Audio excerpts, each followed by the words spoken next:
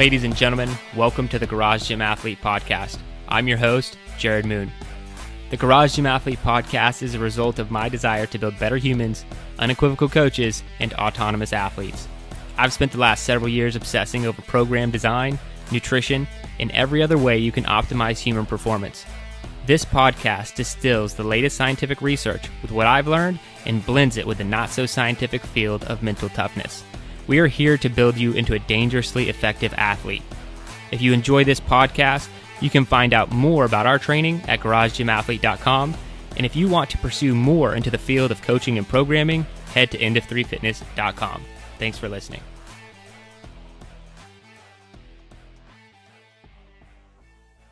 All right, ladies and gentlemen, welcome to the Garage Gym Athlete Podcast. Jerred Moon here with Ashley, Kyle, and Joe.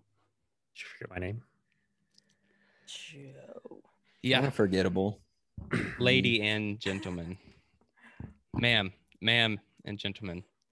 You know, in the Air Force, they, like, when you start a briefing, they teach you different ways to start. And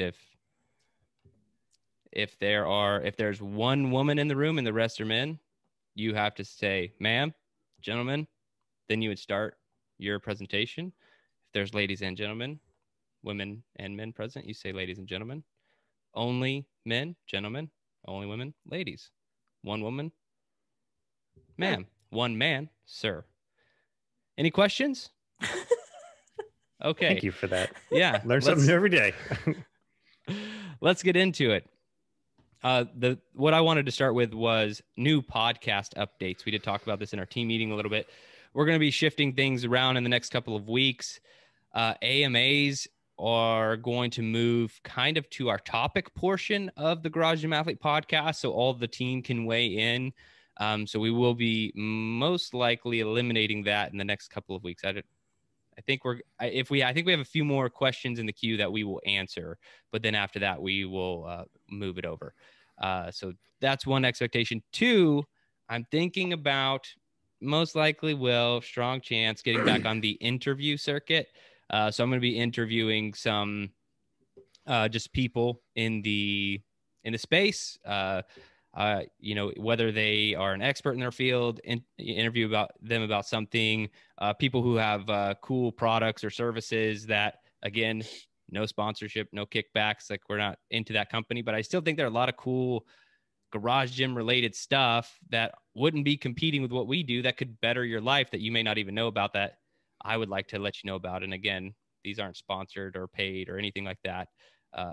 But just letting you know the things that I want to get more into and share with you guys, where we're not in the echo chamber of Garage Gym Athlete for all time. You know, we got to branch out a little bit. So those will be coming. That will take a few weeks. I already have a few interviews lined up, but it'll take a while for those to actually go live. So new podcast format changes coming your way, all listeners. Get excited. Boom. All right. And one other thing, garage gym tours still going on. Those seem to be very popular YouTube videos. If you haven't checked it out, go to our YouTube channel and you can check out the garage gym tour. Right now we're publishing one every Friday. Yep. Every Friday. And they're pretty cool. And you could submit yours. So you go to garagegymathlete.com/tour and we send you something free for your submission. So far, so awesome. Mm-hmm. Ashley, how's life? No, it's going well. I know Joe is probably going to talk about the heat over there. Mine is not quite like what Joe's is, but I've noticed. So I did my zone tube submission actually this morning because Scott and I did a last minute trip this weekend. And so I couldn't get it in.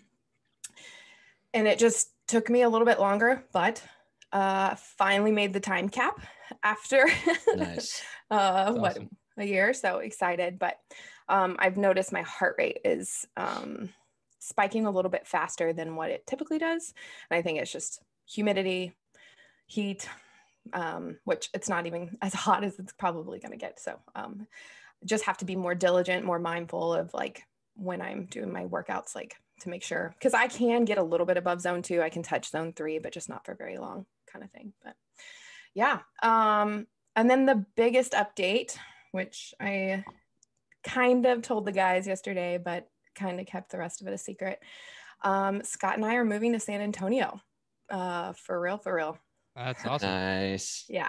Nice. So I missed that. Best state in the union. best state in the union, Easy. exactly. Easy. Tennessee's not even close, man. I mean, Nope, I'm not. it's not like not like an argument. It's like, oh well, we're not going maybe there. Tennessee's not even top 10. Anyway, We're not going there. Ashley, sorry. Not the topic of the podcast. That's fine. today. I'm in agreement with you, Jerred. So I don't care. So we're excited to get back to Texas, get closer to family. We had kind of two places that we had in mind, and ultimately San Antonio gave Scott the best offer. And so he'll be flying with a training squadron and teaching basically guys who are going to fly fighter jets. He's basically teaching them the basics before they go into their specialties, if you will.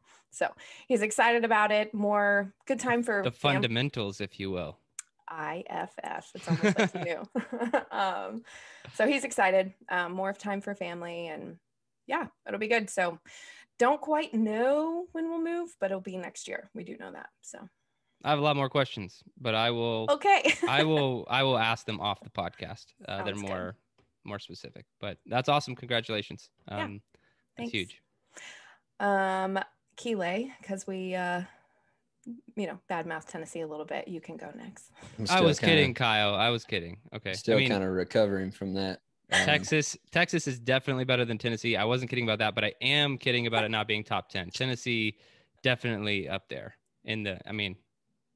no income tax, like it's already top 5 with that alone. It's already There's like top spot, but whatever. 15 states that have that. I thought it was like 7. Anyway, I actually have a good update this week. I got a new fitness tracker. I'm on Team Polar now. I'm not on Team Fitbit anymore. That's not a team, by the way. There you I go. don't even think you were on Team Fitbit when you used one. Fitbit's not a team. So sorry to all the Fitbit wearers out there, but there are scale up. I probably was the only one. Yeah. Polar Vantage V2. That's what I've got. I've used it. I didn't get it until Saturday. So what all does it do? I don't know a lot about Polar stuff. it basically does everything that the watch you guys have does, but it was cheaper. So it's like GPS and all that stuff? Oh yeah. That's so cool. it's Garmin Light. Yeah. Garmin Light on the price. Just taking shots at everything. You know, I just might go ahead and sit this one out. You guys just have fun with this one. And I am glad that somebody on the team got a Polar, because we always talk about wearables, and now that Jerred and I both have Garmin's, Ashley's all about the Apple, and then a lot of the athletes have Polars, but none of us have had one. So I have no hate on Polar. I do on Fitbit, not on Polar. Polar was my first ever wearable, and I had 2 of them back to back. So I think I had a chest strap one, but it wasn't the best. well, I know the chest strap is like everybody gets the Polar chest strap. Is that the one you guys have? It's the Polar chest strap? No. Oh, you have that Garmin. Okay. I didn't know Garmin had a chest strap. So anyway, whatever. It just made sense to me. If I was going to get the Polar chest strap, just get the watch that goes with it. So that's what I got. Dominic Decker talked me into it because he has the Vantage V, and I got the Vantage V2. So anyway, heard lots of good things. It's considerably more robust than what I was using. So, I don't even think which is Fitbit exactly tracked what correct for you. No, it didn't. It didn't. I think you're now in the wearable world. Before you weren't, and now you are. Really, I just had a watch that kind of gave me something. Steps. Yeah. sounds really fun. Steps. So Oh man. anyway, that's my update. I actually do want an update on like after like 30 days, what you think about it. Okay. I literally know nothing. You said it's like a Garmin, so that's cool. So it probably does sleep tracking and zone monitoring and workouts and GPS and all that stuff. So the only gripes people typically have about these things are like accuracy. So I'd like to hear that from you after you've used it for about 30 days. If like one thing I think the Garmin sucks at is sleep tracking. Like I think it ballparks it okay, but compared to the Oura Ring, I don't know which one's right anymore. Oura Ring will be like, you moved. That's not sleep. Oh my God. Yeah. And then I've never but had the just Garmin will listen. be like, "You're in bed. That's fine. We'll count it." Yeah. And so it's quite different there. You should update your Apple Watch and throw that on. Their new sleep tracking stuff is. I gave my Apple Okay. Watch to my dad Oh, well, just kidding. as a gift. Yeah. Hey, Dad, can I borrow it for a hot You Can I have that re-gifted an back? Apple Watch. Okay, cool. Anyway, It wasn't a gift. I'll- I just gave it to him because he had an Apple Watch like Series 1. And he's always complaining because he does like his walks in the morning, and he's always complaining about how much it sucks. And I was like, my Apple Watch does not suck at tracking anything. So I just got the Garmin. I was like, you can have it. So there you go. All right. In a few more podcasts, I'll update again how it's going. And then you can crap on that update too. No. All right, Joe. there was no crap on the update. A little bit. Just Tennessee. But we're moving on. So first, just off the whatever, we are all Christmas colored right now, and that makes me happy. Not me, Pretty random. America. This drops on Memorial Day. So. Well, no, your shirt it's white or gray or whatever. That's what I was talking about. Red, green, and white. Close enough. Anyway, That's great.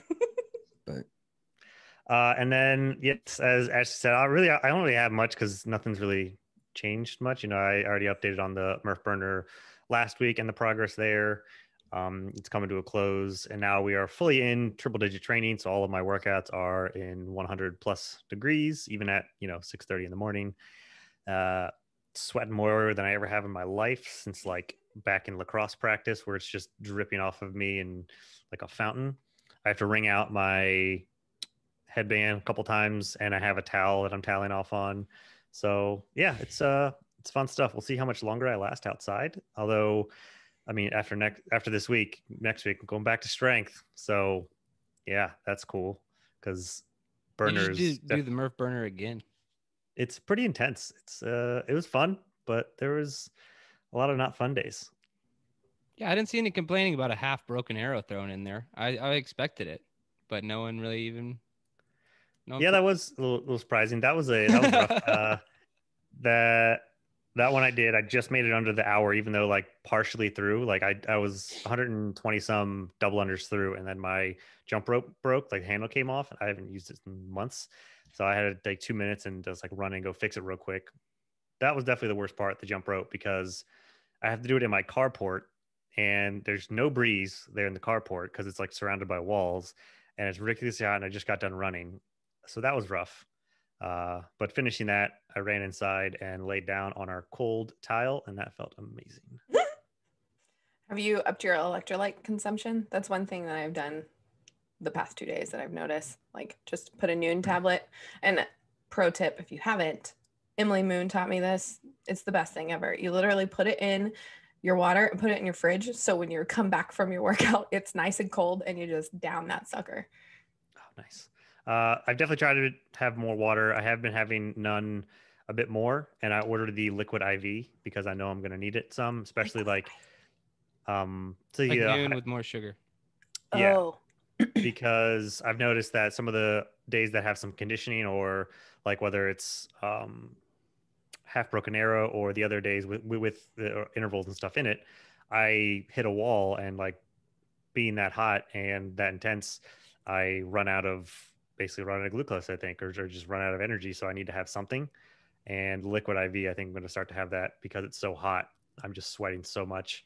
I'll start to get nauseous if I don't. So yeah, I'm going to start to add those in a little bit more, although we'll see how much longer my running outside. I can still manage it for zone 2, but anything greater than that, we'll see. They have a True Form where you're at, right? Yeah, there's one. I haven't been inside that gym in months, so we'll see where they've put it. But yeah, they had one before, and I was always the only person that used it. So I think in a couple of weeks, I'll probably be at that point if I like wanted to try and run fast versus just dragging or wake up at 5:30 in the morning before the sun gets up. So yeah, definitely making an emphasis on those, and I think even up my carbs a little bit. But fuel in general, I counted my macros earlier this week just as like a progress check to see where I was at, and I think I was a little bit under, so just snapped it back in and good to go, I think. Jerred. Oh, my turn. Yeah. I'll go over updates kind of fast. The office HQ is moving along. We got drywall installed, and then that's a long process. There's a lot of steps to drywall. I didn't know that. So they're still working on that. And I've been working yesterday. What? Tell them what you told us yesterday, that you don't need anything else. Yeah. Oh no, I'm ready to go in. Like I'm ready to go in the office and they can work around me, but it might make for some louder podcasts with people walking around me if I do that.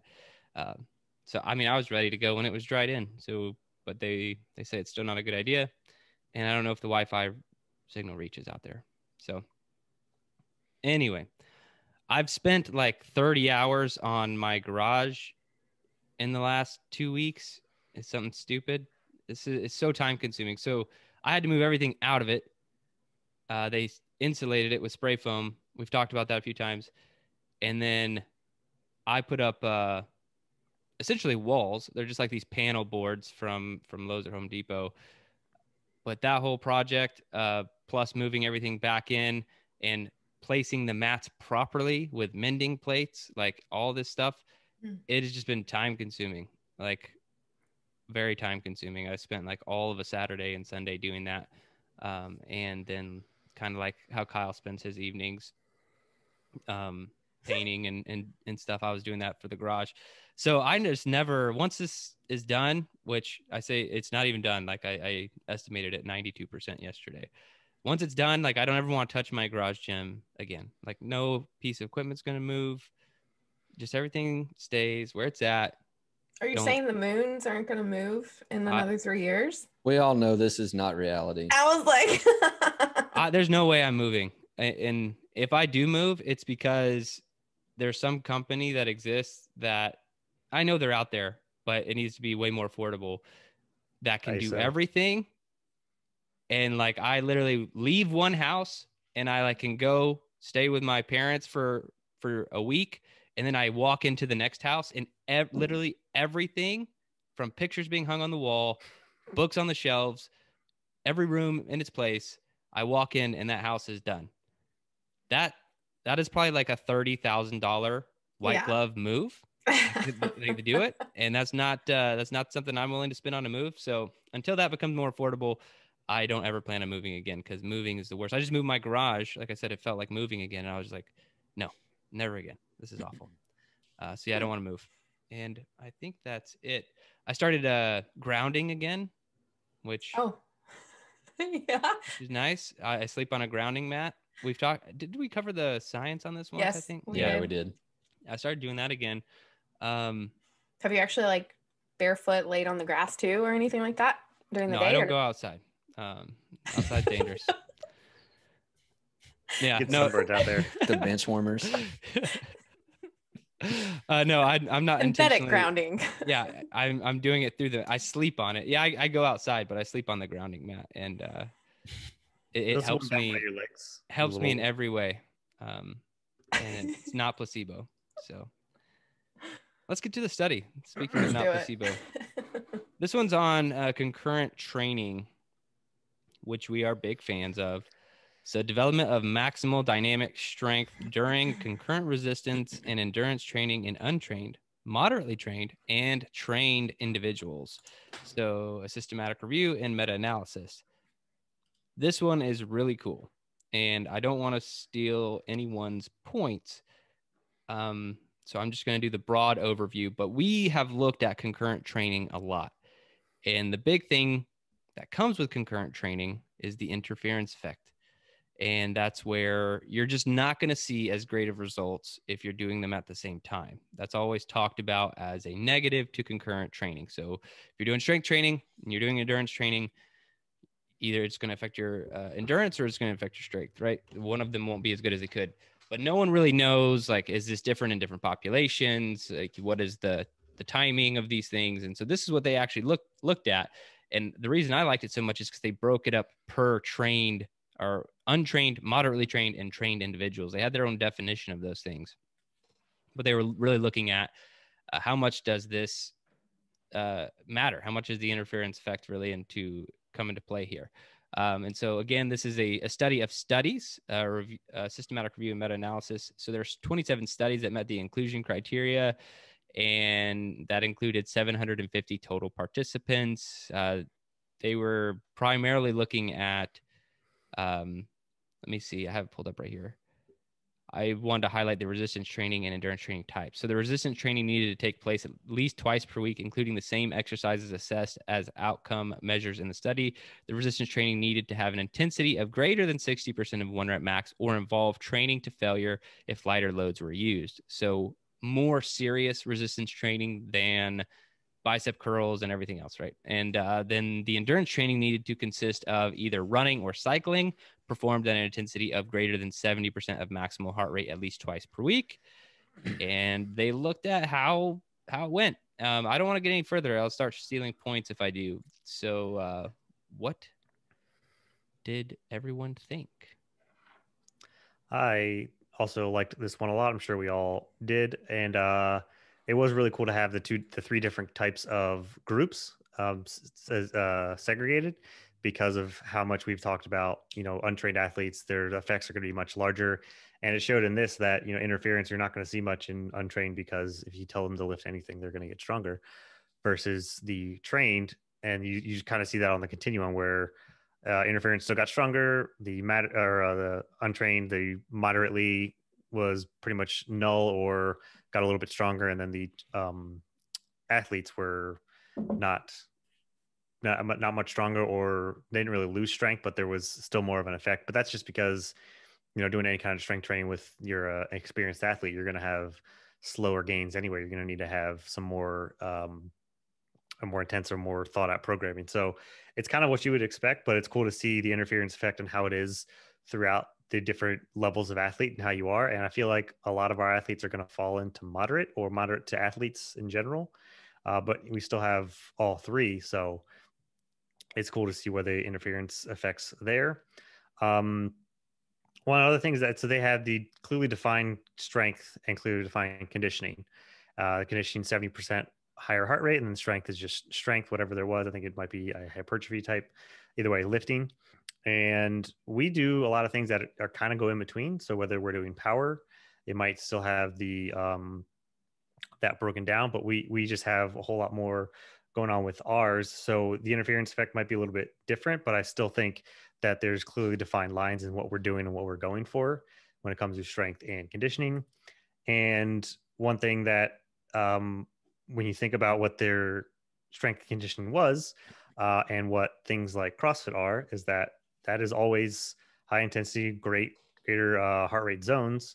So that is going to fall into more of the endurance one. So you're probably going to have much more of an interference effect if you're just doing HIIT high intensity type exercises, which is just kind of a side note that I wrote down as I was going through it. But it is a great review. Separating strength and endurance is best. And one thing that, if you look at our hard to kill track, it is strength and conditioning both. And there's going to be clearly defined spots where, this is going to be strength, this is going to be conditioning, but there's also blending, because we want you to get better at everything. Then with when it talked about in the study, the interference effect, that you should have, the more you separate them, the better you're going to have to concentrate on those areas. And if you look at the strength track and the endurance track, that's when it shows how we're also balancing the interference effect, because, in endure, it's going to be separated to get more toward endurance. And then the strength is also going to be in a different spot, or whether it's on strength, you're going to have your strength focused days, and then conditioning is going to be on typically separate days, and it's not because we're afraid of any interference effect. We're just taking those into account to get the best results possible. But either way, you can still do both and get these results no matter what level of training that you're at. And now I'm going to pass it over to Ashley. I said the negative effect was what Joe just said, and Jerred just touched on it, was when both the strength and endurance were combined. They talk about it was 20 minutes or less that they did it in, so like within one training session. But again, you have to think about they're doing probably a full strength session and a full endurance session. So it's, that's a lot of work that it was compacted into when you combined both of them. And it made more sense, right? If these people were just doing resistance training and then all of a sudden switch to concurrent training, I mean, it made sense to me that they didn't see the strength gains like the other two groups did. And again, hit the nail on the head on, if you have never done any sort of training before and then all of a sudden start, you're going to get stronger and you're going to see those results a little bit faster. But the thing that they noticed that I think was a good takeaway for our athletes was it didn't seem to really affect the athletes if it was split up. And so they said it was either 2 hours or greater. So either, they did a resistance training in the morning and maybe later on in the day, they did an endurance training, or even kind of what Joe was talking about with strength. I said, if you want to still do gains, but also still not suck at running or, still work on your endurance, kind of do what Joe was talking about, just split it up between the days. I even said, Joe does this really well because he does his strength training and then on his rest days, he does zone 2 work or he does like a longer run. But correct me if I'm wrong, Joe, he's not seeing his strength decrease because he's not, doing a full resistance training or full strength training, if you will, and then throwing in a full endurance training, 20 minutes less within the same day. So yeah, that was my biggest takeaway from this. Kyle, what do you have? Well, the concurrent training thing is, whether you know it or not, if you're following a program, you're probably doing some form of concurrent training anyway. And this is kind of something that they talked about. It said, one quote from the study said, from an athletic perspective, few sports are strictly endurance or strength based. Instead, a combination of both strength and endurance is required for optimal performance. And that's absolutely true. Really, off the top of my head, there's only a couple sports that I can think of that are exclusively strength based. That'd be like powerlifting and weightlifting. Everything else, pretty much any other sport that you play or you participate in, you're going to have both. You're going to have both strength and endurance. And so if you're doing any kind of training, except for doing powerlifting and weightlifting, if you're doing any kind of training other than that, you're most likely doing some kind of concurrent training anyway, unless you're just somebody who's doesn't really, or if you're not following a program, then you're probably not doing concurrent training. But if you're following any kind of program, you're probably doing some sort of concurrent training anyway.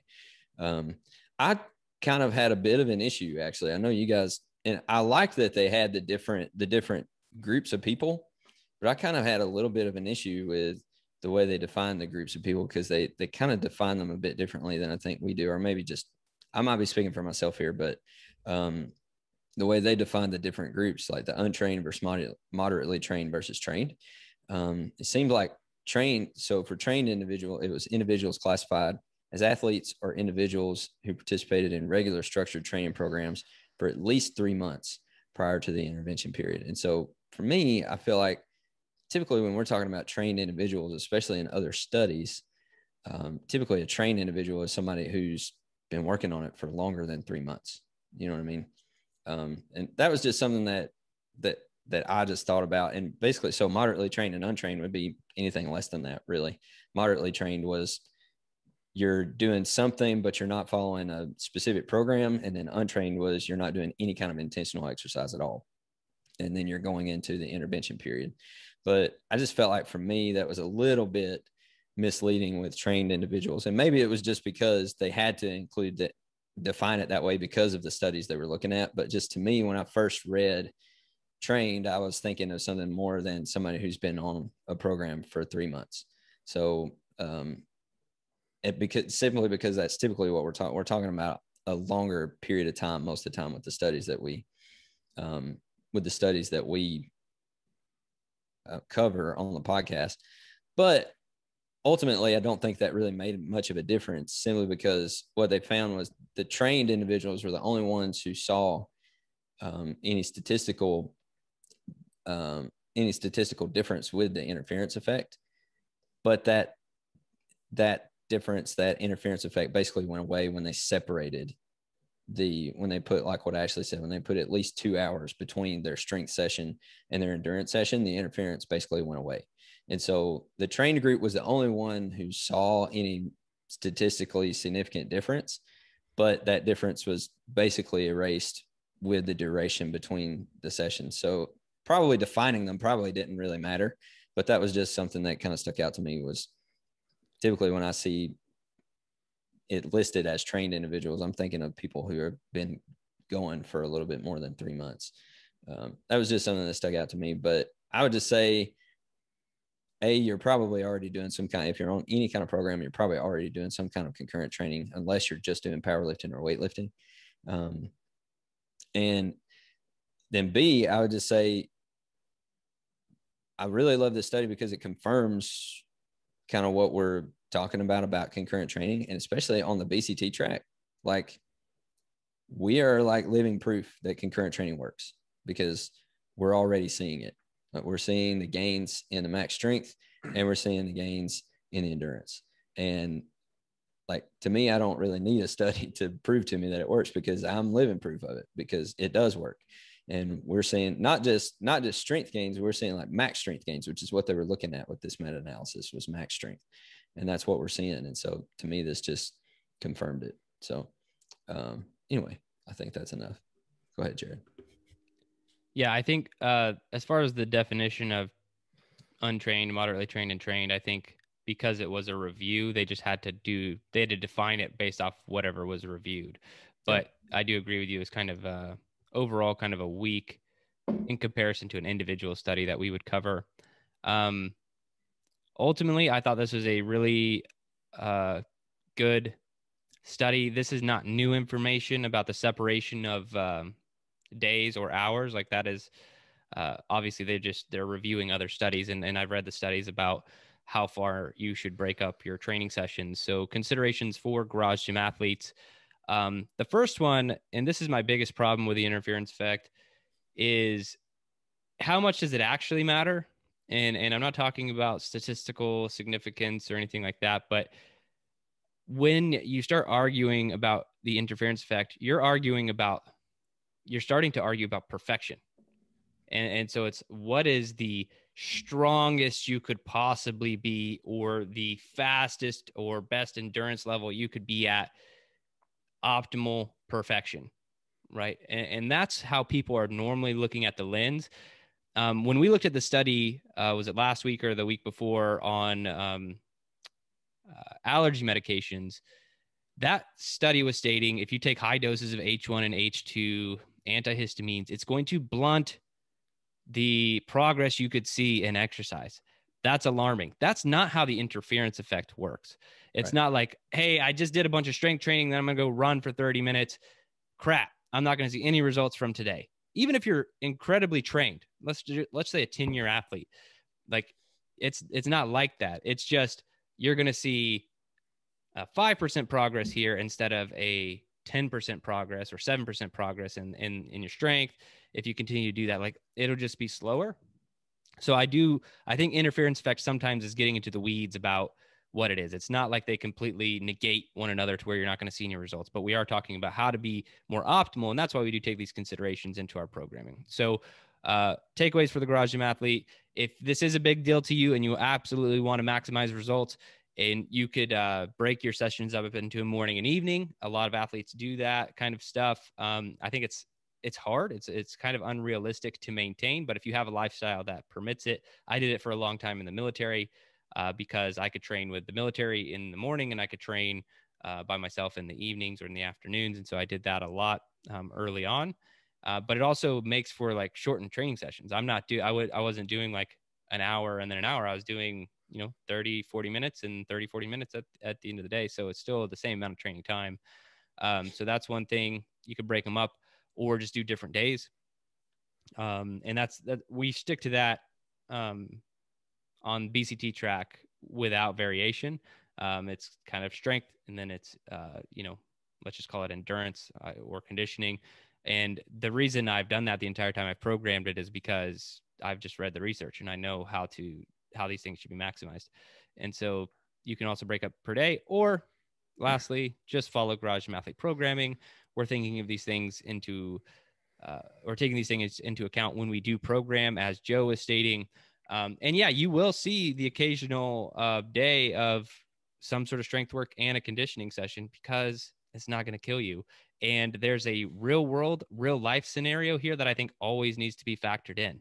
If you're ever in a situation in your life where your fitness has to be used or tested, it's not going to be like, oh, thank God it was only an endurance test or only a strength test. Like I think a human needs to be able to switch between modalities and be a little bit more functional than that. So especially on the hard to kill track, if you see both on the same day, you're like, well, this is not functional, optimal concurrent training. It's like, it's real life and you need to be good at life too. And so that I do factor that in. I generally call that the human element of things. It's like the realistic, like, let's get outside the science and textbook stuff and let's just talk about what life is actually like. And so that's why we do occasionally not follow the rules. But yeah, overall, great study and another good one for concurrent training ultimately. Yeah, I'd also say like the endurance that they tested, the zone 2 wouldn't really be factored into that because it's lower intensity, and we do a lot of zone 2, and so I think that's would even have a lower, if not no, interference effect. Yeah, zone 2 is almost never factored in anywhere. Which brings me to why we get sick. So we're moving to the book. I'm going to go first. All right. I'm going first because you all always go first and I let you have all the best points. So I'm just going to steal all your points. You're just a fanboy of Ben Bickman. So I did interview Bickman twice on the Better Humanology podcast, have had offline conversations with him. He's an awesome dude. Really enjoyed his book, Why We Get Sick. But with every book, I try to bring the good and the bad. So I'm going to start with the bad. And that is his fitness section is weak sauce. I'm sorry, Dr. Bickman. But this is our world. And so I think I'm allowed to say it. I'm not a PhD, but the fitness section was weak. He really hated on bicep curls. I'm getting super specific to a few things he said. But I thought it was funny is like he argued that it's not functional at all. And I always bring this up to people who like to make that argument is the next time you get a gallon of milk or whatever out of the fridge, let me know if that's any iteration of a bicep curl when you put it back. Okay. Then let me know the next time you do the snatch movement in your daily life. The next time you grab something with full force, open the hips and throw it over your head. Let me know when that happens compared to how often a bicep curl shows up in your daily life. So I think it's funny when people try to say bicep curls are not functional. I'm not a huge lover of bicep curls. If you've seen our programming, they're only ever occasionally in there. But I think the argument that they're not functional is a weak one. But that's not ultimately why I thought it was weak. He really hit hard on why you should be doing high intensity interval training, why your endurance training should be high intensity, everything intensity. He talked about intensity. Like we all know that that's the real surface level. And I was surprised to hear it from Ben Bickman because I know his undergraduate degree is like in bioenergetics, which is energy systems. I don't think he's taking into account more serious intensity for longer durations. I do think he's talking, more to people who are not healthy, who need to push themselves a little bit harder. So I will give him that credit, but you got to be careful with the high intensity all the time, which is kind of his recommendation. So I'm going to go with though that he talked about like 2 to 3 hours of exercise is ideal per day. That's what it sounded like. 6 days a week, 2 to 3 hours, at least a minimum of 20 up to 40 minutes was like his... I didn't catch 2 to 3 hours per day. I know he personally said like sometimes his sessions are 20 to 40 minutes or something like that. But I'm just going to start with the bad because I just thought his fitness section of the book was small, but also weak. But there's a lot of amazing stuff in the book. And so I'll end with my good takeaways from the book. So what do you guys think of this book? I was reading you guys, somebody else can go first this week. I think Kyle, Ashley should go first. Okay, there we go. Ashley it is. Fingers pointed. So it's a lot about insulin resistance versus like he talked about, we talked about glycemic index and we talk about other things. And he said a lot of people don't think of insulin resistance when it comes to a bunch of basically sickness. And and a lot of like heart diseases and other things that it can relate to. But he's saying insulin resistance is a great indicator and actually an early indicator of things like diabetes, even things like dementia, Parkinson's disease, heart issues, blood pressure. I mean, he related it to a ton of different things. Cancer, infertility was another one. And the amount of people that it's very common in, he said it's at least half of Americans. And his idea is more like 80% of Americans, which is, I brought this up when we did our last book review about, sometimes it's a lot of information, but I do think a lot of Americans are sick, if you will. So I like what he was talking about and how he broke it down to where he like told you what insulin is and then like how it affects and how terrible it can be if you're insulin resistant, and then he does talk about the effects like inflammation in the body. And then I was talking about fertility. That kind of blew my mind too, which makes sense. Again, if you've got a lot of inflammation in the body, he talks about preeclampsia because your blood pressure goes up when you're insulin resistant. It can affect hormones, which is huge in females because you have a cycle every month and your hormones go up and down, as well as when you are pregnant. And he talked about even after pregnancy. But he even touched on men and testosterone levels. And that was pretty crazy. Even puberty for, those of you who have kids that are in their teens or, getting up to preteens. He talked about puberty is happening earlier and earlier because of the amount of children who are insulin resistant because of basically their diets is what he's summoned it down to. So age, genetics, hormones, all connected. And his solutions are pretty much what we have talked about here in Garage Gym Athlete on our podcast. He's talking about, limit your carb consumption, watch what you eat and drink. But the biggest takeaway, which I've hit on, I think the last 3 podcasts, and I'm just going to drive it home again, your protein intake. He just talked about if you are getting sufficient amount of protein and then filling that in with fat and then carbs and good carbs, we're not talking about processed carbs, you're going to feel more full, more satiated. Your glycemic levels aren't going to go up. Your sugar levels aren't going to go up. You're going to stay a little more even kill. But I liked his nutrition, how he talked about nutrition and how you should deal with insulin resistance. But Jerred, I agree with you. I was kind of laughing about the whole workout exercise portion that he talked about. But overall, I liked this book. It's a lot of good information. Joe, what did you think about the book? I've come to realize because there's so many nutrition books out there.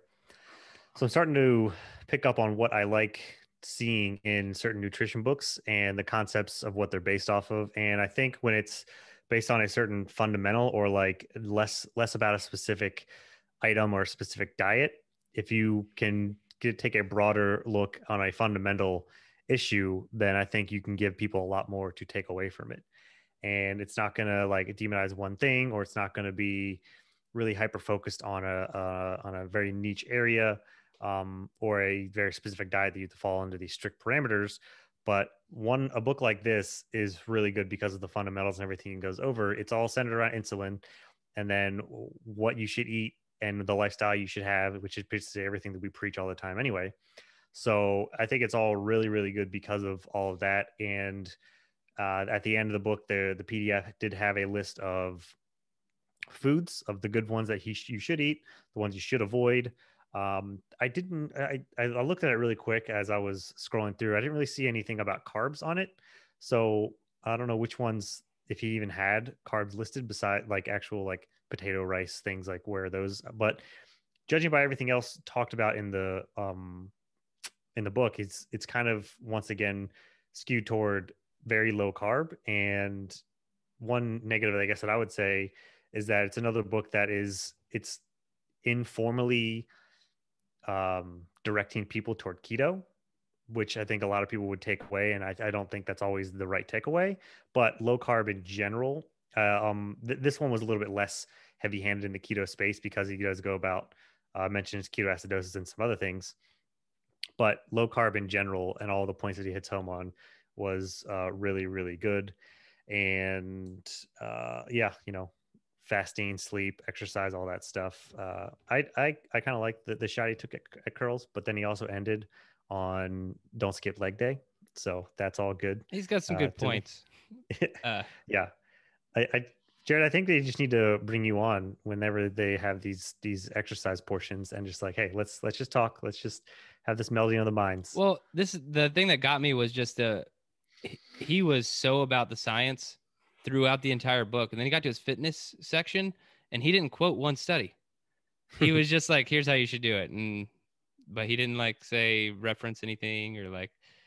I think it was just kind of his take on it, and the book being primarily about a hormone and not taking into account the hormonal effect of exercise, I thought was a bit that part of it was missed. But yeah.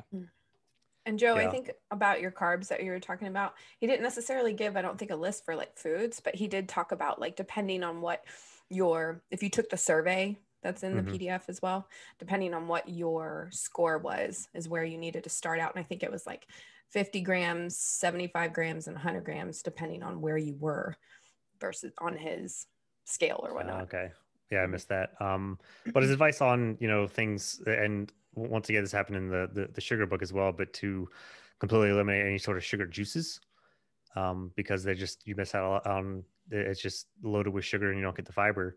I myself buy a half gallon of OJ in the fridge, and I think it takes me 3 weeks or so to get rid of it because I'm drinking it like a half a cup to maybe a full cup at a time in my protein shake after a workout. And I blame Jason Wood on that one because of his orange creamsicle protein shake, but it's pretty damn good. Let's see. I had something else. Oh, so when he ended the book, I pulled this quote out that I don't pull out quotes too much, but one thing that I really like toward the end, because he tells you all of these things of like, hey, you need to focus on this, on eating, don't eat this, exercise here, focus on your sleep, do this fasting, all these things. And some people are just like, this is a lot to take in right now. I did your quiz. I need to make some sort of change. And one of the quotes that he has toward the end is, the best advice is one you are willing to actually do. So that's where you start. The one you're most willing to do it. And then work on the next one, and then work on the next one. It's not saying, hey, you need to change all of this immediately right now. Pick one, stick with it, and then pick the next one, and then progress through that. So that one I liked toward the end. Definitely a little heavy-handed in the science jargon at times in the beginning if you're not familiar with insulin, but he eases into things, and he does give you reasons and good examples, and is better at explaining them than some doctors are with their books, which I liked. And each chapter is has the focuses of what they're on as well, so you can skip ahead and go look at the things. So that's my thoughts on it. What about you, Kyle? So I thought he actually did a better job than the author of Sugar Crush as far as like the technical jargon. I think he did a lot better job with keeping it more in layman's terms than that. They cover basically the same material. So I would say pick up this one. If you're picking between those two books, then pick this one for that reason, because I think it was better explained in layman's terms. Also, I would say, if you're going to get the audiobook version, go ahead right now before you get it and just start repeating the words insulin resistance to yourself every 3 seconds. Just start doing that. And, a couple of days before, that way you're into it, because you're going to hear that over and probably about, I didn't actually count them, but I would say at least 2,000 times you're going to hear the phrase insulin resistance by reading this book. But that's what the book is about. And I didn't even notice that. His overall point with why we get sick is insulin resistance. That's his overall point. And I was interested. There was a little bit more in this book actually about migraines than there was in Sugar Crush. Sugar Crush touched on it a little bit, but there was a little bit more about migraines in this one. And he made the point that it could be based on, and again, this is kind of still up in the air as far as migraines are concerned. Science still doesn't really know what's happening with them, But he said it could be that the brain isn't getting enough fuel, that there's not enough fuel uptake in the brain, and that's what's causing migraines.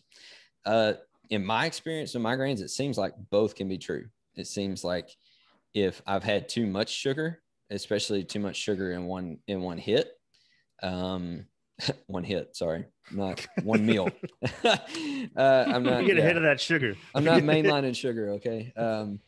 If you get too much McCarthy. sugar at once, I'll say, then it could, a migraine could hit. Or if I've gone most of the day and I've really been focused on work, or like I've been sitting for too long, or I haven't drank enough water or something like that. If I'm kind of starved in that way, then it can also hit. Or if I go too long without good sleep or something like that. So to me, it could be both. Like maybe there's not enough fuel there, or maybe there's too much sugar at once or something like that. So, but it did touch on migraines a bit more than Sugar Crush did. And that stuck out to me, obviously, because of my experience with migraines.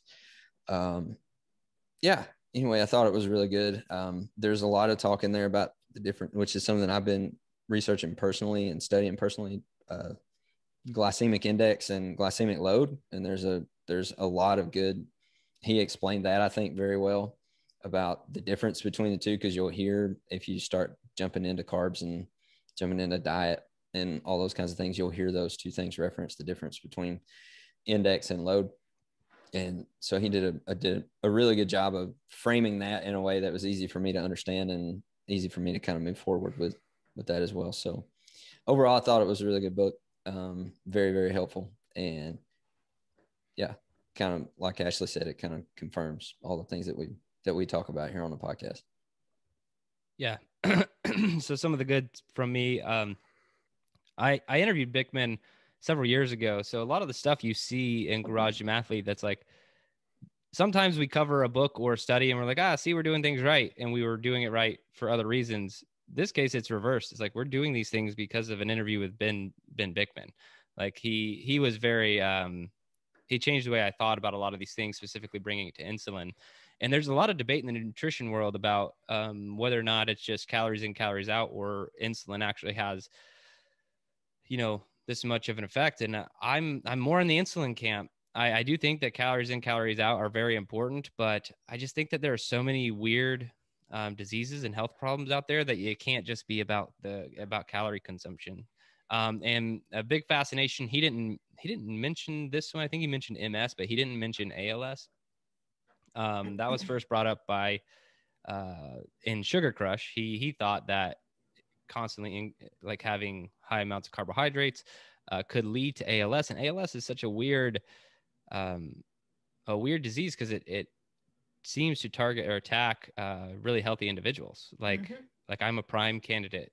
Like the risk factors are like having served in the military and you're like really fit, like those are the people who get ALS and they don't really know why, and could it be related to something like insulin or sugar? I don't know. And I think this all warrants more research and understanding to know these things. And so I think every human should know more about insulin and how it works and how it works in your body. So I think that this book is something that everyone should pick up and read. He does a really good job of not being too keto. Like Joe was saying, like that's really where he lives and what he thinks, but he's really good about caveats about like this not necessarily working for everybody. And then he had specific amounts of carbohydrates, like Ashley was saying, for if you answer this many questions, basically, if you're really fit and healthy, you could probably have this many carbs. If you're, if you have a lot of problems, you could probably have this many carbs. I still slightly disagree, but then he even had a caveat, like, it depends on your activity level and all this other stuff. I think the top end carbs he recommended for me was like, I think it was like 100. If I answered no questions to the affirmative, I think I could have 100 grams of carbohydrates, which is fine. I think it's probably, for me, I think it's probably closer to like 150. But again, that's getting into the nuance. So I think that he did a really good job of like breaking it down that way, because most people who are writing a more low carb is the answer book are like, they're very, you're going to die. You will die if you keep eating carbohydrates.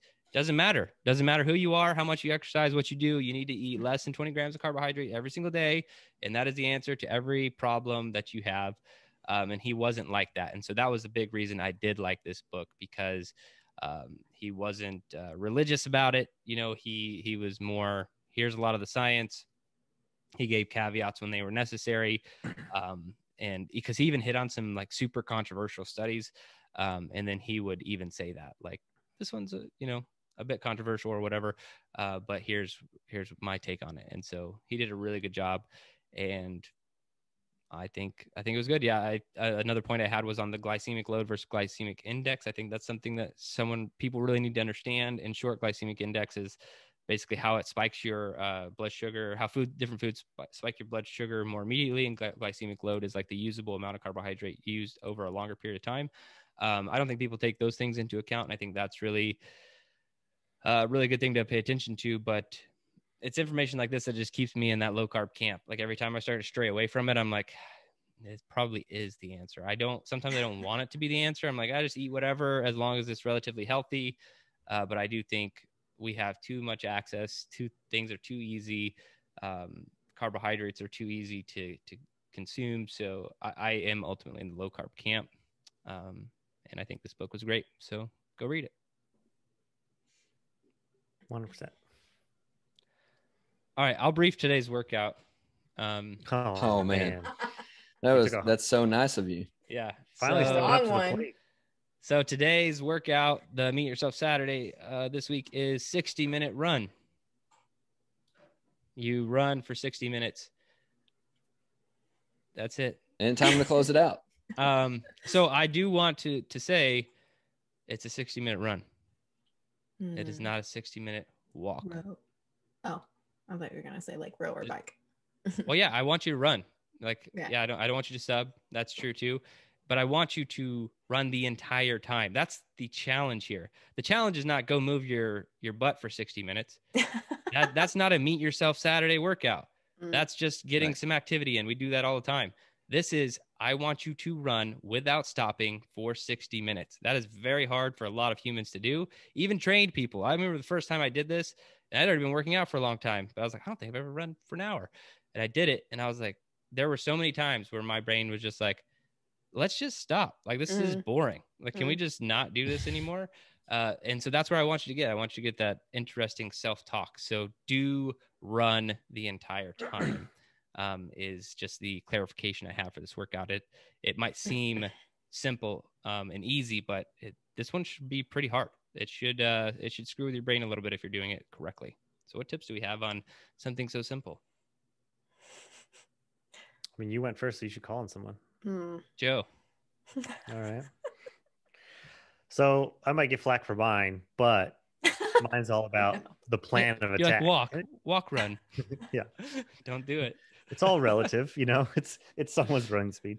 No, and it is 60 minutes. If you've been doing our programming and been doing some deload weeks, you should have already been doing had some 50-minute run days on zone 2. So you might know your pacing. So what I'm going to say is, because it's so long, you don't want to go hot out the gate too quick, because then you're going to reach a point, after 25, 30 or so minutes where you're going to just hate life, and you either can't run anymore, or you're just going to keep going so slow. So I'd say for the first, 15, 20 minutes, try and work around a good 75-ish% heart rate zone, and that pace that you're at, try and keep that for the duration, because even though you're at that same pace, your heart rate's going to go up. So by the time you get to the 45-minute mark, you're going to be into your zone 4, and then it's going to be more painful if you're keeping that pace. So if you set that pace early, a comfortable pace early, because your heart rate's going to keep going up, then by the time you have 10, 15 minutes left, it's going to be painful. And then you can also increase your pace as you go if you have some more left, or to just finish out strong anyway. So that would be mine, is that have an early good pace set, not too fast, and try and keep that. And if anything, increase as you get later on. Why did you think you would get flack for that? I don't know, because I think that's really good. Don't like when I think that's really good advice. I have great ideas. Yeah, see, I have great ideas and a great brain, and I feel like I just I get have a great pushback brain. when I use it. Okay. Good brain. Yeah. All right, Kyle. Wow. I think you're the man to ask about running. Oh yeah, absolutely. Definitely. You did Yeah, have an update that said you like it now. So Yeah. Did I say I like it? I think Did I say I Watch out. tolerate it? you said I kind of like running now, whatever. Yeah. Oh Yeah. yeah. Yeah. You're Probably my right. favorite update you've ever given. You're right. That was a long time ago. I might change my opinion on that. Running and I are acquaintances. We're not buddies. We're acquaintances. I would say, honestly, I think Joe's advice was good. I mean, Jerred's probably going to crap on it here in a second, but I thought it was a good, because he's absolutely right. Like once you get to the longer duration, it's going to take you more effort to keep that same pace, which means your heart rate's going to go up anyway. So by pace, you guys are like specific, and this is not for you. I know what you guys mean. I'm just clarifying it for the listeners. Like if you're going a 7:30, keep a 7:30. Right. Independent of the heart rate. Right. Okay. Right. So, yeah. Make sure you warm up first. Don't go into a 60-minute run ice cold. Yeah. Yeah, that's what I'll say. Okay. All right. Get some good tunes. I will say, because we're going for max meters here, right? It's not just to go for a run. You know, Jerred threw that caveat in there too. It's like running the whole time, but it's not just that. Like you do want to push yourself and try to go as far as you can. It's not just surviving for 60 minutes either. It's you want to push yourself and go as far as you can. So I would say, listen to something that's gonna pump you up to do that. I obviously go to is Metallica for me. Get that in there. You can also get some good beats there for a good pace as well to go for a long distance. So anyway, I'll say in Bahrain, it's surviving. Okay. Well, you're the only person that's ever going to listen to this that lives in Bahrain. So one of our athletes was here for like 6 weeks. Did I get it? Like I think my 5-mile run time was like 20 minutes slower in the middle of summer versus winter. It's crazy. Yeah. Ashley. I think you should just listen to Fuel by Metallica on repeat while you do this.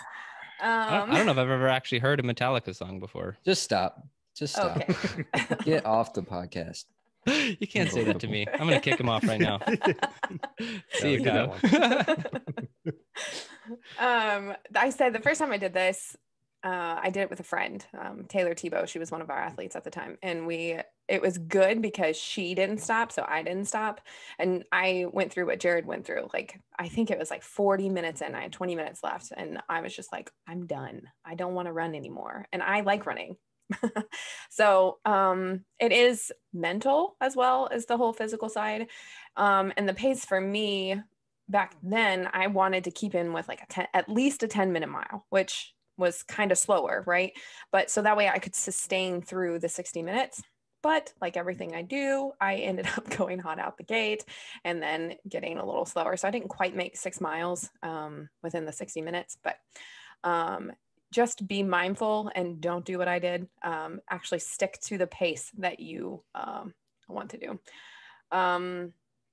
Yeah, be smart about it. And then when your brain tells you to stop, ignore what it's telling you.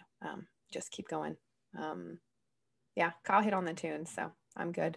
Jerred, I actually think Joe's advice, I was joking. I'm not going to crap on it. I think that's really good, trying to keep a pace the entire time, because that holds you to a standard at the start of the workout that doesn't allow you to like I'm tired or whatever, so you need to, but you got the setting that standard, I think will be the hardest part, of the thing. What you said, like 75% of your like fastest, like where how do you think that we should hit that? Like, so I mean, if you've done these runs before, you might know your pace some. And I mentioned, last week I was actually able to go from 3.5 miles to the full 50 minutes of zone 2 without stopping running. And it's, 99, 100 degrees out here. And I was out as I was going through. I kind of know my pace, and I know in the first mile or 2 miles I had to dial it back a little bit. So I was floating between 73 and 75% of my max heart rate, and I was keeping that pace. But then as I got toward the end, that pace pretty much stayed the same, but I was tiptoeing on 80% toward the end of that 50 minutes. And my pace did come down a little bit because I did have to stay in zone 2, but this you don't have to stay in zone 2. So you would just keep that same pace and just let your heart rate go over to the 80%. So that's why like 73 to 75 ish if you're tracking your heart rate in the beginning of that of a decent pace, and then it should just follow suit, and after 30 minutes assess, and maybe you can go faster. So while I think that is great advice, mine is just different. And so mine was a challenge this time, and I wanted to challenge people to have a heart rate monitor on, but don't pay attention to it so much. Definitely don't do zone 2 unless you have a medical reason in which you're doing zone 2. Don't do zone 2. I didn't just program a random zone 2 60 minutes on Saturday. Like, understand what the workout is. I've kind of already stated that, but I would challenge you to find out what you think when you start running your 60-minute pace is for at least like the first 10 minutes. Like, just run and see what it is. Everyone has like a comfortable pace, right? Of like running and you feel like what it is. My comfortable pace is never in zone 2. My comfortable pace is zone 3, and then I will end up in zone 4 in a 60-minute time period. But your body's more accustomed to it. Zone 4 doesn't feel so bad after you've kind of done the slow boil to getting there, as opposed to like trying to start at zone 4 out the gate. And so that's my challenge, is be a little less reliant on the heart rate monitor. Go out at what is a comfortable pace. If for some reason a comfortable pace is zone 1 for you, you're doing it wrong, and get out of the zone 2. Zone 3 is actually considered race pace. So zone 2 is building a lot of aerobic capacity. Zone 4 and zone 5 are building like this threshold and speed. Zone 3, if you're a true endurance athlete, is where you're supposed to run your races. And then you're only supposed to go into zone 4 if you're like trying to crush it at the end or whatever. Sprinting at the end, yeah. Yeah, so just keep that in mind too, because that is where my comfortable pace tends to be, is like I want to just naturally be in zone 3. And so kind of find out where that is for you, be a little less reliant on the monitor, and push yourself. As Kyle said, it is for max meters. See how many meters you can get. But that's it. We'll wrap this one up. A lot of new stuff coming at Garage Gym Athlete. If you are one of our athletes, thank you so much for being a part of the community, for following the programming, being consistent, and just being as awesome as you are. If you are not one of our athletes, you can fix that problem by going to garagegymathlete.com and signing up for a 14-day free trial. But that's it for this week. Thanks for listening to the Garage Gym Athlete podcast. If you want to learn more, go to garagegymathlete.com. You can learn about our training. Let us send you a copy of our book, The Garage Gym Athlete, or you can even get featured on the Garage Gym Athlete podcast. Thanks for listening.